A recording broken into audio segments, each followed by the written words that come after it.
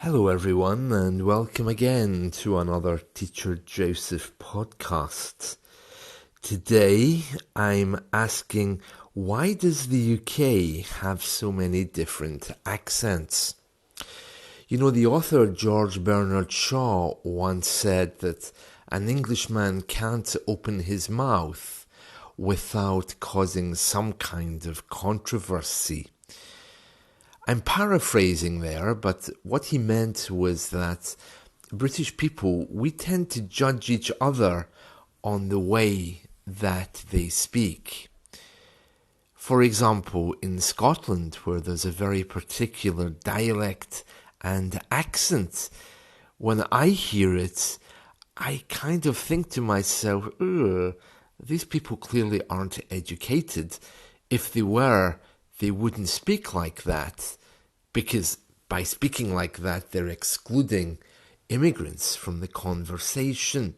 And sometimes they're even excluding me from the conversation, because if you add drunkenness on top of an accent and dialect, then of course nobody's going to understand what you say anyway. So it's very hard for even people here not to judge someone who speaks with a local or colloquial accent. If you look at the media and amongst educated people, there is a kind of a general accent all across the UK. It might have different curves to it, it might have different bits on it, but it's generally understandable. That accent is spoken mostly by educated people. Whilst it doesn't look exactly the same all across the UK, it is interchangeable and people do understand it. But when you look further down the chain, further down the food chain, as we call it, then that becomes a little bit of a mess. And that is how we often judge people from different socio-economic backgrounds. For such a small nation, it's really surprising how many different local accents and dialects we actually have.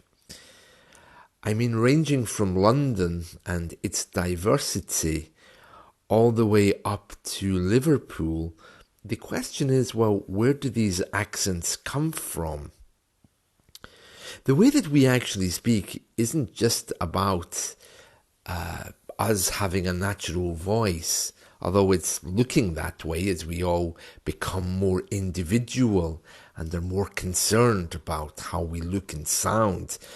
In the past, we all lived in communities, and before mass media like the internet came, we only knew one way of speaking, and that was the way we were born into.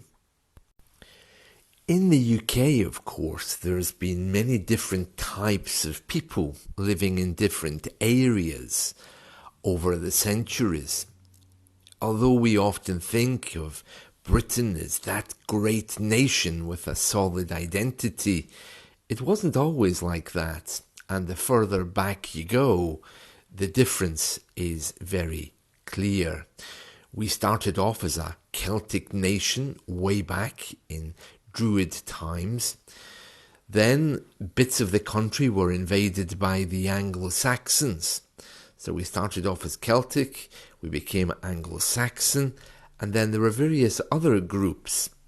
For example, the Danes, the people from Denmark, occupied a bit of England at one point, which explains why some of our street names and some of our town names don't look anything like how perhaps they should. If you think of a name, like one city in the UK is called Derby, but it's spelled D-E-R-B-Y, which should technically be Derby. Another one is Gloucester, Gloucester. Should that not be Gloucester? You see, these are just a few examples of the evidence of the people who lived in those areas at different points of history. And it's not just about history. It seems to me that there's something happening now. This process is changing. What I can see as a teacher is that educated people are kind of fighting to keep their accent. You know, until the 1990s, to work on the media, you needed to have the Queen's English. Anything less than that, and you simply weren't employable.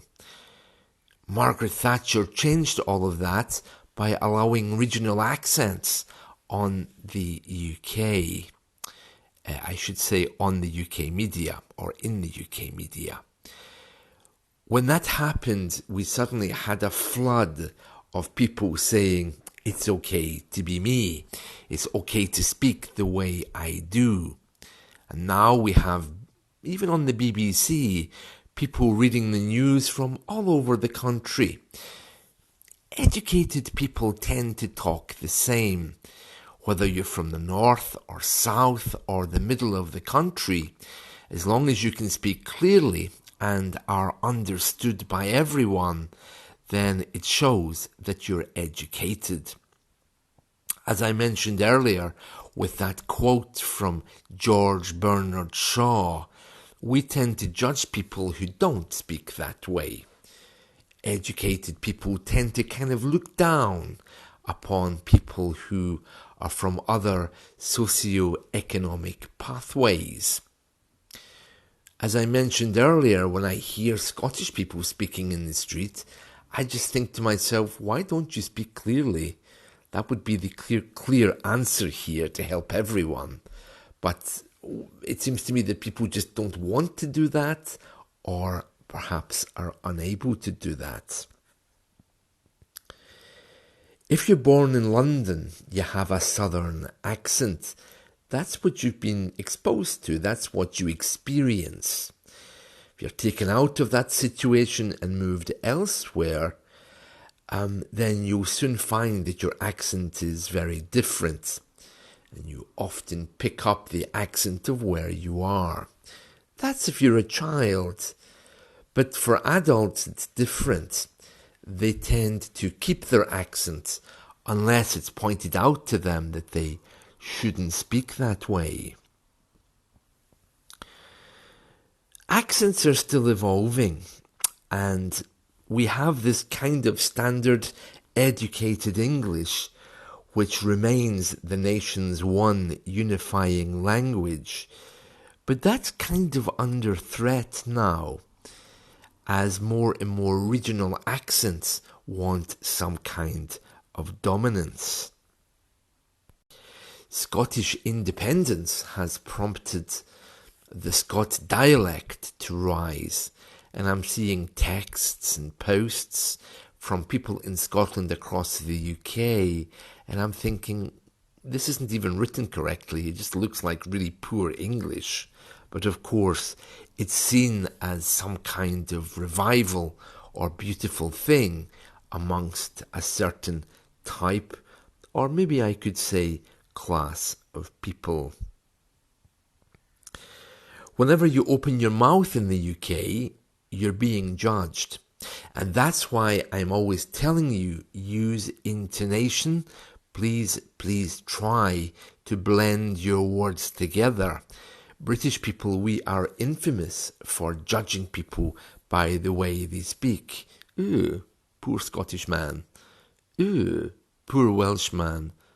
Ooh, poor immigrant who can't speak properly. So the more pronounced and the better way you can speak, the more you're going to be respected. Broken speech or these poorer, less well-educated people in the past were referred to as of a lower class. However, these days they are celebrated and loved, and in a community which is inclusive, we try very hard to make spaces for everyone. But do not have any doubts, we do still judge people by how they speak. That's it from me today. I hope you found this helpful. Let's talk soon. Bye.